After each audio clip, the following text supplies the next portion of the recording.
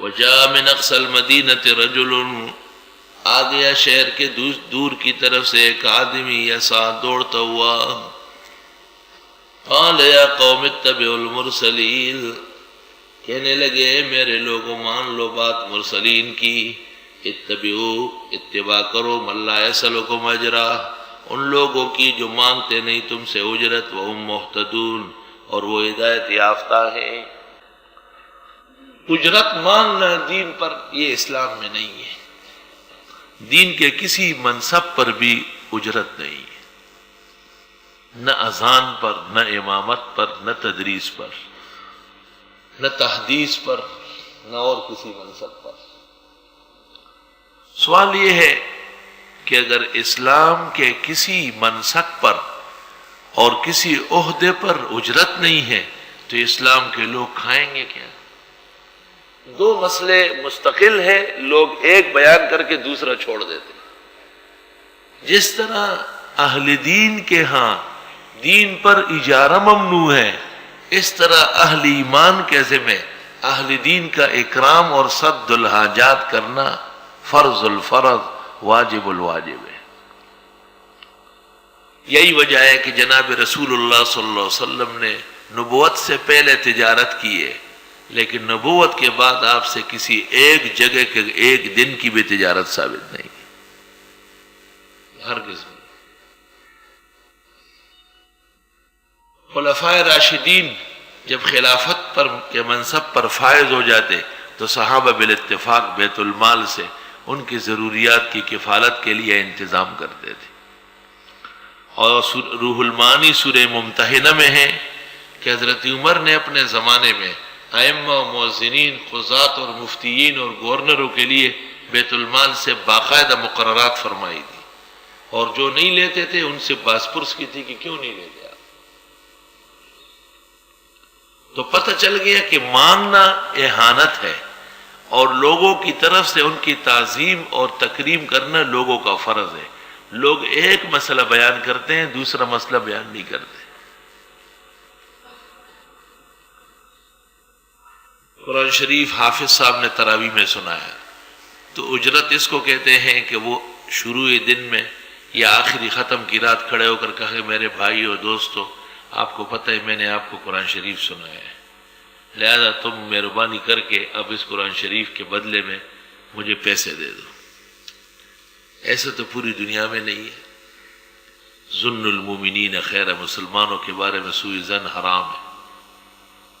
اور دوسری صورت یہ ہے کہ حافظ صاحب اتنی بڑی نعمت اور سعادت سے لوگوں کو بہرور کر رہے ہیں، اور لوگوں نے آخری دن ان کے اعزاز میں اپنی توفیق اور نفقات جمع کر کے ان کو مالا مال کیا. یہ عین سلف کا طریقہ ہے.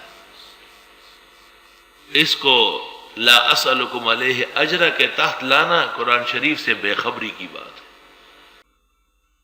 بلکہ تحقیق یہ ہے کہ بغیر تنخواہ کے مدرس رکھنا مدرسے کا نقصان اور طالب علموں کا کباڑہ کرنا ہے. کیونکہ وہ آئے گا نہیں، وہ کہے گا میں تنخواہ تو نہیں لیتا، اور کتاب اس کا مقرر ہے، روزانہ طالب علموں کا نقصان ہوگا.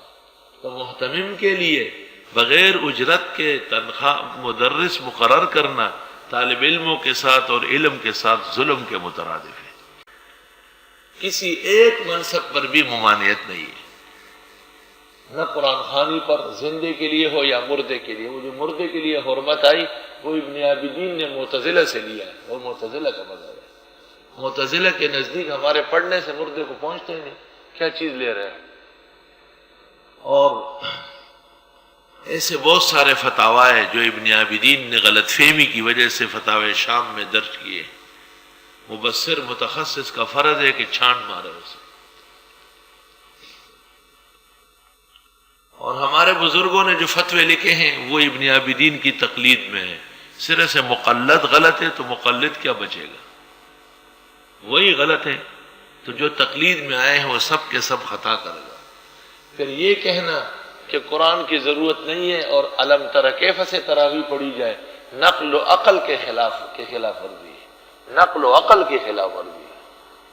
قرآن کریم ہی ہوگا وہ سنت ہے. علم تر کیف سنت نہیں ہے. اور علم تر کیف سے پڑھنے والا کیا وہ مفت پڑھائے گا کیا؟ اس کی بھی تو تنخواہ مقرر ہے. اس لیے ہم پر آج تک ان بزرگوں کا موقف واضح نہیں ہے. ہم معذرت خواہ ہیں.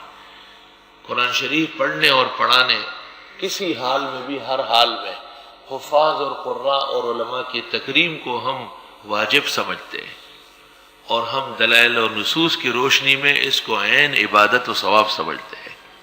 اور اس سلسلے میں جتنے فتاوی صادر ہوئے ہیں وہ بے بنیاد ہے اور معتزلہ کا چرخہ ہے، اور غلط فہمی کی وجہ سے فتاوی اہل سنت کی نظر ہو چکے ہیں.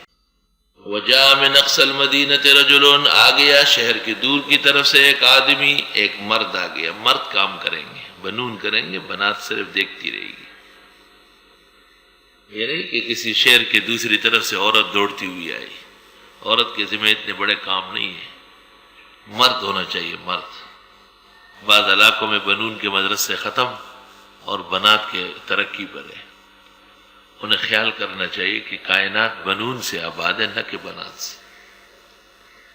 یسعی، مرد کی شان ہے کہ دوڑ دھوپ کرے. ہو مرد کے اخلاق کا تقاضا ہے کہ اس میں چستی اور ہمت ہو. قال یا قوم اتبعوا المرسلین، کہنے لگا اے لوگو مان لو مرسلین کی بات. اتبعوا من لا یسألکم اجرا، مان لو بات ان کی جو مانگتے بھی نہیں تم سے اجر. وہم مہتدون، اور وہ ہے ہدایت یافتہ.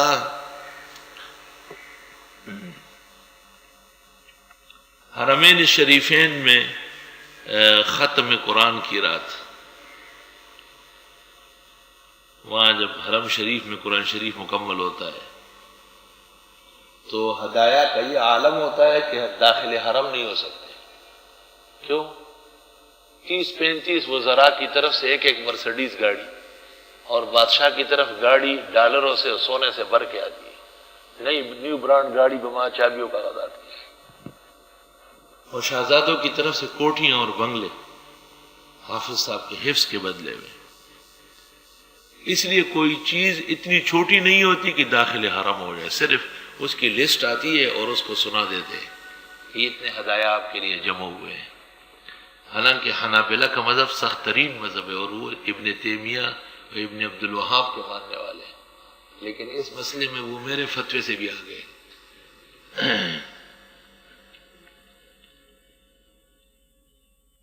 ایک بڑے مدرسے کے اندر میں بیٹھا ہوا تھا. 2-3 مفتیان صاحبان آئے، محتمم صاحب بیٹھے تھے. چائے وائے منگوائی. پھر مجھ سے کہا یہ قرآن خوانی کا کیا معاملہ ہے؟ میں نے کہا اہل سنت کے نزدیک قرآن خوانی سنت ہے، پڑھنے اور جس کے لیے پڑھا جائے ثواب ہے. کہ نہیں کچھ لینا دینا کیسا ہے؟ میں نے کہا جائز نہیں ہے، واجب ہے. اس کو جائز سمجھنا نصوص کا خون کرنا ہے. کہنے لگے کہ وَلَا تَشْتَرُوا بِآيَاتِي ثَمَنًا قَلِيلًا سے ناجائز نہیں. میں نے کہا اگر اس کے نیچے کسی نے پوری دنیا میں ایک مفسر دکھایا یا مجتہد جس نے اس سے استدلال کیا، میں انعام دینے کے لیے تیار ہوں. اور اگر اس سے استدلال ہو جاتا تو پھر خلاف کرنے والا تو کافر ہو جاتا، مستحل الحرام کافر ہوتا. اور آپ بھی مکروہ کہتے ہیں، حرام قطعی تو نہیں کہتے. میں نے کہا کوئی ایسی تفسیر جو حدیث صحیح کے خلاف ہو اس کے مردود ہونے کی پہلی نشانی. اور احادیث میں علی الاطلاق حضرت صلی اللہ علیہ وسلم کو جب بھی پتہ چلتا کہ کسی آیت یا سورت پر کسی کو انعام ملا ہے تو آپ بڑے خوش ہو جاتے اور فرماتے ان خیر ما اخذتم علیہ اجرا کتاب اللہ. میں نے کہا کہ یہ صرف قرآن خوانی اور تراویح میں حافظ قرآن ان کے لیے ہے یا پورے دین کے لیے ہے؟ تو چپ ہو گئے. میں نے کہا حدیث صحیح ابو داؤد و ترمذی میں ہے اتخذ مؤذنا لا یاخذ علی اذانہ اجرا. ایسا مؤذن رکھو جو تنخواہ نہ لے. تو دنیا کے اندر وہ کون سا مؤذن ہے جو بغیر تنخواہ کے کام کرے؟ اس حدیث کے خلاف کرنے کی کیا وجہ تھی؟ کیوں قاضی خان و ہدایت نے لکھا کہ امامت و اذان پر بالکل جائز ہے؟